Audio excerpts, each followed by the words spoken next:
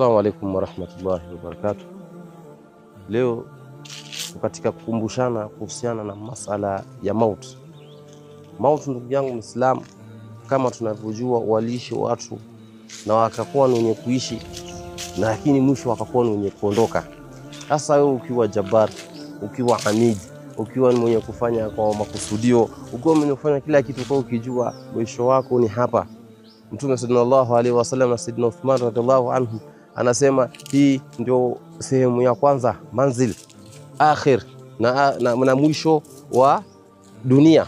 Sasa katika kutengeneza kwako wewe, ndugu yangu Muislamu, lazima uangalie unaishi vipi, uangalie utakaa vipi na watu, kwa kuwa hapa mwisho ima watu wakutaje kwa wema ama wakutaje kwa shari, hakuna njia nyingine. Na hapa kitu kitakachokusaidia ndugu yangu Muislamu ni amali yako peke yake. Kama ulikuwa una swali, itakuwa ni ile simahum fi ujuhihim min athari sujud, zitakuwa zenye kuonekana zile athari za kusujudu. Na kama pia vile vile ulikuwa unatawadha, pia zitakuwa zenye kuonekana katika kutawadha kwako. Sasa inaangaliwa, kama utakuwa ni mwenye kuswali, utakuwa ni mwenye kutoa sadaka, zitakuwa zenye kukusaidia, zitakuwa ni burhan kwako wewe. Kwa kuwa Mtume Muhammad sallallahu alaihi wasallam anasema ikiwa mtu atakuwa ni mwenye kufariki kaburini na akaingizwa katika kaburi, watu wakakuwa ni wenye kumtaja kwa mabaya, ndugu yangu Muislamu, tunakuwa ni mashahidi wake Mwenyezi Mungu Subhanahu wa Ta'ala. Na kama tutakuwa ni wenye kumtaja kwa wema, basi tutakuwa ni mashahidi wake Mwenyezi Mungu Subhanahu wa Ta'ala. Sasa wewe ndugu yangu Muislamu, unafaa ujiangalie wewe, watu wanakuwa ni wenye kukutaja na vipi? Itakuwa mwenye kutajwa na wema, utakuwa ni mwenye kutajwa na mabaya. Unafaa ujiangalie kama ni mema ama ni mabaya. Watu waseme wallahi mtu fulani alikuwa akituadhinia, wallahi mtu fulani alikuwa akitukumbusha kuhusiana na mambo ya Mwenyezi Mungu, wallahi mtu fulani, wale wacha watakuwa nikikutaja hivyo. Lakini wewe unaondoka, watu wanaunga mkono, wanaambia Mwenyezi Mungu alhamdulillah ameondoka, alikuwa akitutetea wasichana, wake zetu walikuwa hawapumui. Sasa unafaa ujiangalie wewe mwenyewe, usikuwe kama inzi kwenye pilau yuko, kwenye biriani yuko, haujui unataka nini, kwenye kinyesi pia yuko, haujui unataka nini. Na katika maisha ya dunia tushaambiwa Mtume sallallahu alaihi wasallam anakwenda katika safari yake ya Isra wal Miraj, anapata kuonyeshwa ajuza, mama mzee, hali ya kuwa yuko amesoma kando ya barabara, anakuwa ni mwenye kuita Mtume Muhammad sallallahu alaihi wasallam. Mtume akakuwa ni mwenye kumwambia mwalimu wake Sayyidina Jibril, nini mfano gani haya? Mwalimu wake Sayyidina Jibril alayhi salatu wasalam akamwambia, haikubakia umri wa dunia isipokuwa umri ya huyu mama mzee. Umri wa mama mzee, yani nyanya mzee amekwisha, amejikunja nini, lakini sisi tunakuwa wenye kuipigania dunia. Ndio kakuta mwenye ufasaha anatuambia an-nafsu tabki ala dunya, nafsi yako inatamani kubakia katika hii dunia. Waqad alimat anna salamata tarku ma fiha, kwanza usalama wake ni kuachana na liomo katika dunia. Ad-dunya malun wa malun ma fiha, dunia imelaniwa na zimelaniwa viliko ndani yake. Sasa sisi tunakuwa wenye kupigania dunia, tunakuwa wenye kuitaka dunia. Shairi anakuambia anna salama tatarku ma fiha, usalama wake ni kuacha aliyomo ndani ya dunia. Anakuambia ni la dar'i lilmar'i ba'da almaut yaskunuha illa kabla almaut baniha, hatakuwa na mtu nyumba ila isipokuwa aliyokuwa haya alijenga. Akanambia fa in bana bi khair, akiwa amejenga nyumba kama ile kwa khairi, taba maskanahu, maskani yake inakuwa ni mema, unakuta inakuwa ni nuru, unakuta unaonyeshwa mauru lain, unaonyeshwa malaika wema, wale shajatul akram, wale munkar na nakir. Hakuna mwenye kukuuliza kwa sababu gani? Umejenga maskani yako wakati ulipokuwa katika dunia. Wa in bana bishar, na ukibana katika shari, umezulumu, umeiba, watu wanakulalamikia kila wakati, ndugu yangu Muislamu, basi inakuwa ni ghaba maskana, nyumba inakuwa ni yenye kufanya nini, ni yenye kuharibika, inakuwa ni yenye kupotea, ndugu yangu Muislamu. Sasa ni wewe unafaa ujiangalie.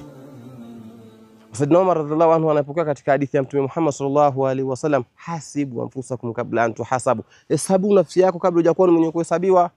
Leo tunakuwa wenye kukimbizana kufuata mambo ya dunia, lakini hatukumbuki kuwa tunafaa tuswali, hatukumbuki tunafaa tuangalie majirani, hatukumbuki tunafaa tuangalie kama tuna mke, tunafaa tukae naye kwa wema, kama tuna watoto tunafaa tuangalie kwa wema. Yani katika vitu ambazo ni basic kwako wewe unafaa uangalie, lakini wewe unakuwa mwenye kukimbizana dunia. Na Mwenyezi Mungu Subhanahu wa Ta'ala anasema wa man yattaqillaha, yule atakayemcha Mwenyezi Mungu, atakamuogopa, anajua riziki min Allah, riziki inatoka kwa Mwenyezi Mungu Subhanahu wa Ta'ala, yaj'al lahu makhraj, Mwenyezi Mungu anamjalia makhraj, yani anamsahilishia katika hii masala yake ya kupata riziki. Lakini sisi tukakuwa na ile lakini Mwenyezi Mungu nikimwomba saizi atakuwa mwenye kunipatia, ndugu yangu Muislamu. Tukakuwa na hizo yakini, lakini nyingi sana hatuna ile yakini kuwa Mwenyezi Mungu ndio faalu lima yurid, yeye ndio mwenye kufanya anayotaka, lakini sisi tunakuwa ni lazima tujibidishe. Zile ni asbabu, ndugu yangu Muislamu. Kama tungekuwa mwenye riziki inapatikana bikuwa, angekuwa ni mwenye kula usfuru, ndege ikisije angekuwa ni mwenye kukula, kama riziki ingekuwa ikipatikana kwa nguvu. Lakini ni kumcha Mwenyezi Mungu Subhanahu wa Ta'ala, wa man yatawakkal ala Allah fa ala Allah fa huwa hasbu, yule atakayetawakkal kwa Mwenyezi Mungu Subhanahu wa Ta'ala anakuwa ndio toshelezo lake, ndugu yangu Muislamu. Lakini sisi tunaona hapana, tunatamka tusiswali, tumekuwa ni wenye kukimbizana, tunapata riziki ile ambayo kwamba Mwenyezi Mungu Subhanahu wa Ta'ala amekuwa ni mwenye kutukadiria. Lakini ukimtegemea Mwenyezi Mungu anakuwa hasbuhu, anakuwa toshelezo lako. Lakini sasa sisi tunakimbizana mpaka inafikia mali tunakuwa ni wenye tunafikiwa na mauti, lakini bado hakuna jambo hata njema tumekuwa ni wenye kuifanya. Tunafariki katika dunia hali ya kuwa hatuna mema yote. Na tunaelekea wapi? Wote ushakuwa ni mwenye kufariki, unakuwa mwenye kwenda kwa Mwenyezi Mungu, hauna zawadi yote. Fala saddaka wala salla walakin kadhaba wa tawalla. Yani haukuswali, haukufanya, yani kila kitu ulikuwa wewe umekimbizana na dunia, na dunia haina maana, ndugu yangu Muislamu. Dunia haina maana kabisa, ndugu yangu Muislamu. Yote haya yani katika ile asbabu ile katika maisha ya dunia kuna ile kujikidhi katika maisha, lakini isikuwe ndo akbar alhamina, isikuwe ndo kubwa, yani hamu yetu kubwa ni katika dunia. Sisi maisha yetu tunaambiwa wama hadhihi dunya illa katariki ila alwatan, yani haikuwa dunia isipokuwa ni njia ya kutuelekea katika nini, ya kutuelekea katika town yetu, na town yetu ni kwa Mwenyezi Mungu Subhanahu wa Ta'ala. Na kwa Mwenyezi Mungu hatutafika kama hatuna maneno mema, hatutafika kwa Mwenyezi Mungu kama kuna wale wanaosema wapumbavu masufahabu wanasema sisi tutaingia peponi kwa rehema yake Mwenyezi Mungu Subhanahu wa Ta'ala. Mwenyezi Mungu ni Raufur Rahim, lakini tumesahau kuwa Mwenyezi Mungu ni Shadidul Iqab. Mwenyezi Mungu ni mwingi wa kuadhibu, lakini pia ni mwingi wa kurehemu, ndugu yangu Muislamu. Lakini katika rehema ya Mwenyezi Mungu sisi tutakuja kuingia ni pale utakapokuja alhamdulillah ulijibidisha. Ndio swala ikuje ihesabike kwa siku, ndugu yangu Muislamu, umehesabika umeswali, ni lazima uswali swala 5. Swala ni lazima uswali 5 ndio ihesabike kwa Mwenyezi Mungu Subhanahu wa Ta'ala kuwa umeswali. Hawezi kuwa unaswali ya dhuhuri, unaswali magharibi, alafu unaswali na isha, alafu unajesabu umeswali. Hiyo pia unaingia katika wale watu wameswafani fawailul lilmusallin alladhina hum an salatihim sahun. Unaswali swala kwa kuzipuzia pia una adhabu kali. Na Mwenyezi Mungu Subhanahu wa Ta'ala hajabainisha adhabu ya swala. Kwa kuwa amesema tu ati mtu fulani akikosa kuswali adhabu yake ni 15.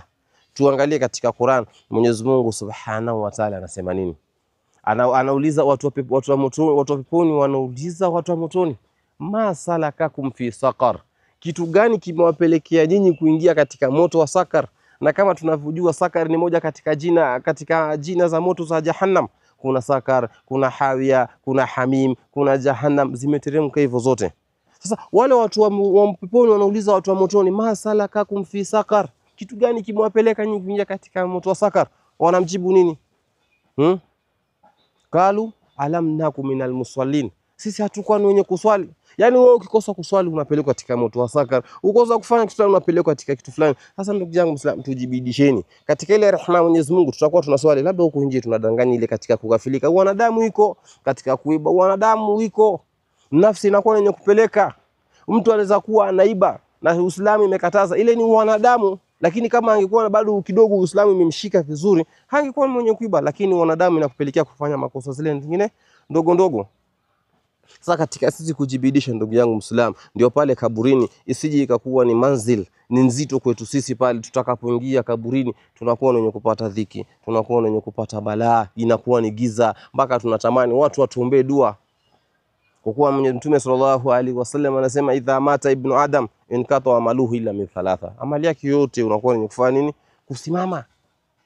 Ulikuwa ukitembea na kiburi, watu wakikuona wanakuwa wenye kukufurahikia, wanakuwa wenye kusimama, amali yako yote ndugu yangu Muislamu inakuwa wenye kusimama. Illa min 3, sadaqatu jariya au ile muntafa bihi, ulijifaidisha, ulikuwa na ile kidogo. Mtume anasema bali huani wala ile kidogo, unajua una mtu fulani anasema ngombe wallahi Mwenyezi Mungu na mtume wake wanakataa uongo, umefikisha hawezi. Sadaqatu jariya ulitoa nini kwa ajili ya Mwenyezi Mungu Subhanahu wa Ta'ala? Hatukwambii ujenge msikiti, ununue uwanja makaburi, ujenge madrasa. Sadaqatu jariya Unaweza nunua hata mfereji ukaweka msikitini, watu wakakuwa wenye kutawadhia, ukanunua tokenya msikiti, ukanunua yani vitu zikakuwa zikitumika katika amali ya masala ya umma, ikakuwa ni mwenye kusaidia umma. Au wala duswali nyadula, wa kijana mwema akakuwa ni mwenye kukuombea kwa Mwenyezi Mungu Subhanahu wa Ta'ala. Wewe unakataa dua afu unategemea watu wa kwenu wenye kukuombea unapofariki.